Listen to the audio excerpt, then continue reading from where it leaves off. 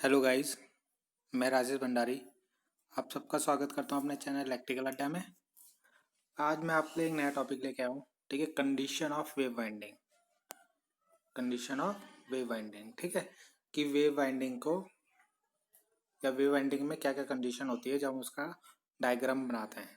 ठीक है, या वेव वाइंडिंग करने के लिए क्या क्या कंडीशन होती है। ठीक है, तो आज हम इसमें देखेंगे। इससे पहले मैंने जो वीडियो बनाई थी उसमें वेव बाइंडिंग के बारे में बताया था। ठीक है, आज मैं इसकी कंडीशन बताऊंगा कि वेव बाइंडिंग करते समय क्या क्या कंडीशन होती है, और कल उसका डायग्राम आपको बना के दिखाऊंगा। ठीक है, डेवलप डायग्राम, जिससे आपको वेव बाइंडिंग के बारे में डीपली समझ में आ जाएगा। ठीक है, लैब बाइंडिंग में पहले ही ख़त्म कर चुका हूँ, तो अब हम इसमें आगे देखते हैं।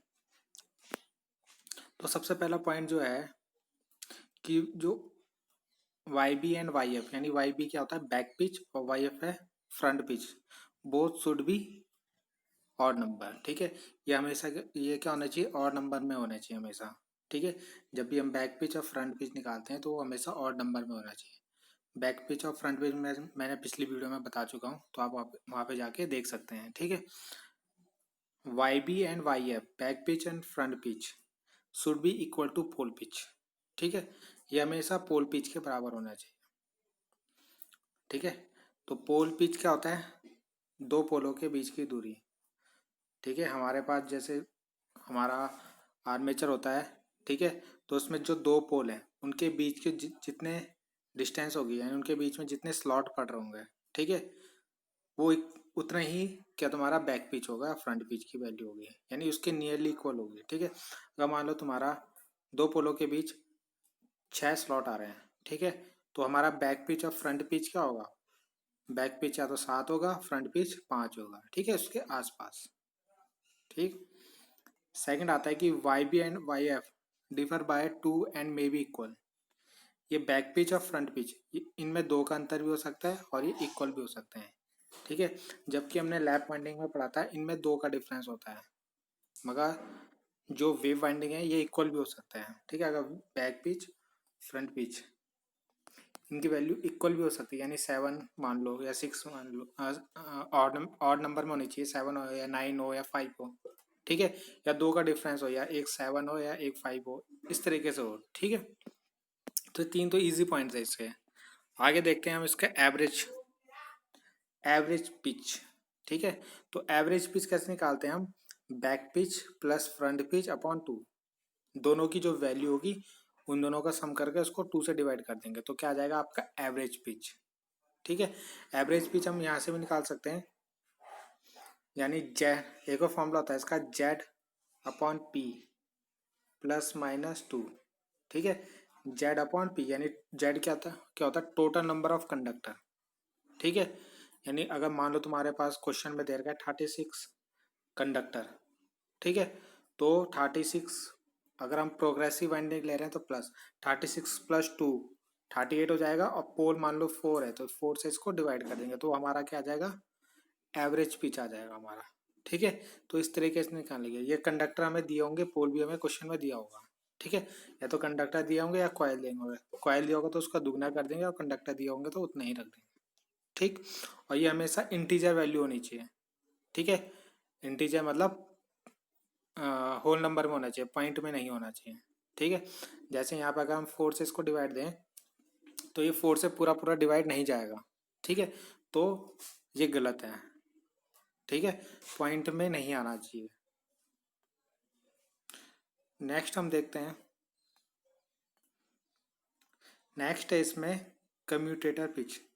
कम्यूटेटर पिच भी मैं पिछली वीडियो में बता चुका हूँ क्या होता है।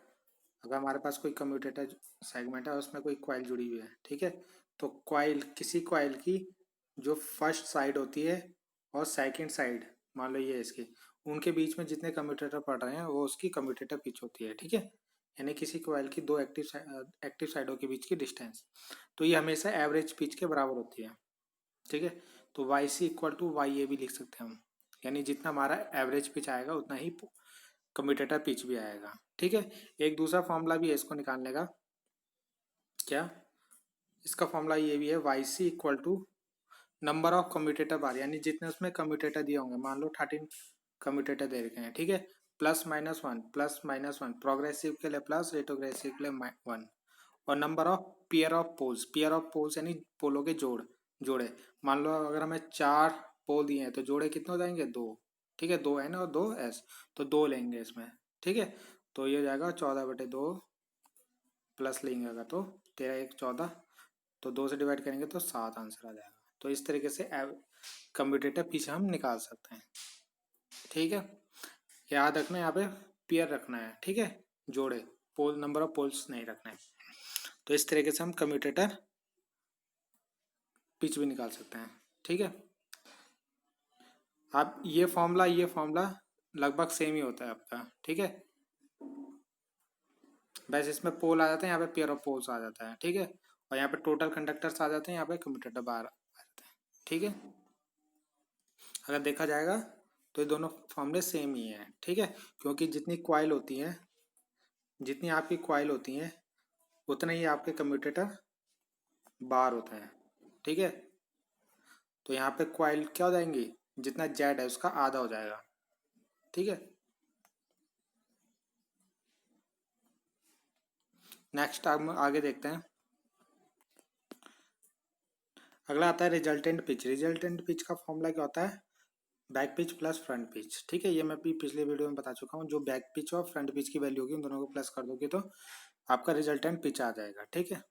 नेक्स्ट आता है, ये फॉर्मूला मैंने पहले भी लिखा दिया आपका, एवरेज पिच का Z/P +-2।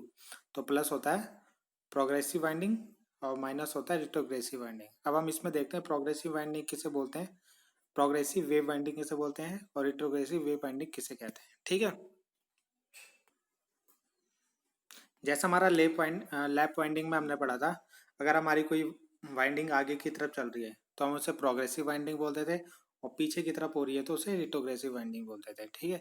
तो अगर हम वेव वाइंडिंग में देखते हैं, वेव वाइंडिंग में क्या होता है, जैसे हमारी कोई वाइंडिंग हमारी चल रही है ऐसे, ठीक है, ऐसे चल रही है, ऐसे आगे की तरफ चल रही है, ठीक है। तो जब ये एक राउंड पूरा करते हैं आपके, क्योंकि आपको पता है आर्मेचर गोल होता है, तो अगर यहाँ से एक साइड से स्टार्ट हो रहा है तो फिर घूम के वापस वहीं आएगा, ठीक है। तो अगर वो घूम के जब उसमें वाइंडिंग करे, अगर वो हमारी जो पहली साइड थी उसके बाद पड़ रहा है इस साइड, ठीक है, यानी लेफ्ट साइड पड़ रहा है, जैसे मैंने डायग्राम बनाया लेफ्ट साइड पड़ रहा है, तो इसे बोलेंगे हम रिट्रोग्रेसिव वाइंडिंग, ठीक है। और अगर वो राइट साइड पड़ेगा, इस साइड पड़ेगा, इस वाली वाइंडिंग के इस साइड पड़ेगा राइट साइड, तो उसे बोलेंगे हम प्रोग्रेसिव वाइंडिंग, ठीक है। यानी कि अगर हमारे पास कोई गोल चीज है तो गोल चीज में एक जगह से स्टार्ट हो, मान लो ये है हमारा, ठीक है, कोई सर्कल है, यहाँ से कोई रेस करना स्टार्ट होता है और वो इस साइड आता है, यानी जहाँ से स्टार्ट हुआ था उसके पीछे रहता है, यानी लेफ्ट में रह जाता है, तो उसे रिट्रोग्रेसिव वाइंडिंग करके, और वो उसके आगे आ जाता है तो क्या प्रोग्रेसिव वाइंडिंग होगी, ठीक है। यानी वो जो टर्मिनल होगा जो घूम के आ रहा होगा, अगर वो पीछे पड़ रहा है तो रिट्रोग्रेसिव वाइंडिंग और आगे पड़ रहा है तो प्रोग्रेसिव वाइंडिंग, ठीक है। तो यही डेफिनेशन मैंने यहाँ पे लिखी है, तो आप इसको नोट भी कर सकते हैं, ठीक है। After one round of the armature the coil falls in a slot left to its starting slot के ए बी जो है स्टार्टिंग स्लॉट है, ठीक है, इज कॉल्ड रिट्रोग्रेसिव वाइंडिंग, ठीक है। अब हम इसका प्रोग्रेसिव वाइंडिंग का डायग्राम देखते हैं। ये इसके प्रोग्रेसिव वाइंडिंग का डायग्राम है, ठीक है।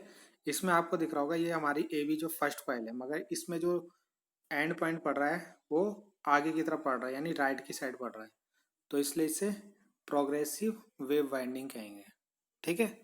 तो ये थी कंडीशन जो बहुत इंपॉर्टेंट है वेव वाइंडिंग को बनाने से पहले या करने से पहले, ठीक है। जो भी एग्जाम में ऑब्जेक्टिव क्वेश्चन आते हैं किसी भी एग्जाम में, चाहे वो कॉम्पिटिटिव हो चाहे आपके कॉलेज के एग्जाम हो, वहाँ पे जो क्वेश्चन बनेंगे इन कंडीशन से ही बनते हैं, ठीक है। क्योंकि डायग्राम तो इतना लंबा आता नहीं है, तो उसमें जो एक कंडीशन होती है यही इंपॉर्टेंट होती है, इनसे ही सारे क्वेश्चन बनते हैं। तो जो मैंने पॉइंट लिखा है इनको आप एक एक करके याद करिए, इन्हीं से ही आपके क्वेश्चन बनेंगे, ठीक है। बाकी इस वीडियो के बाद मैं कुछ ऑब्जेक्टिव क्वेश्चन भी करवाऊंगा, ठीक है, तो उनमें भी आप देखोगे यहीं से क्वेश्चन आएंगे। तो आई होप आपको पसंद आए। Thanks and like and subscribe my channel. Thank you.